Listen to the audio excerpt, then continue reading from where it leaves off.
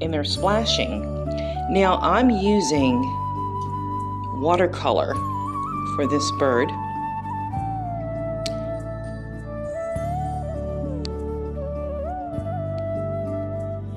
And he's simply splashing around in water.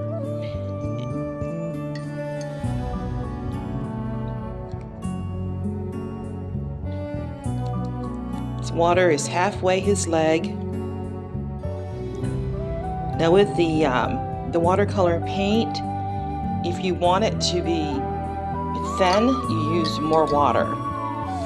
If you want it to be thicker, then you use less water if you want it to be